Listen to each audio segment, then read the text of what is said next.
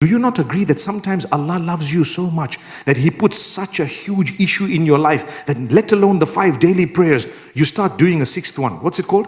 The Tahajjud. You see, we know it because we've been there. How did you come? Those of you who read Tahajjud, how did you get to read the Tahajjud? In most cases, it's because of something that Allah took away from you or didn't give you or you really wanted and so on. Am I right or wrong?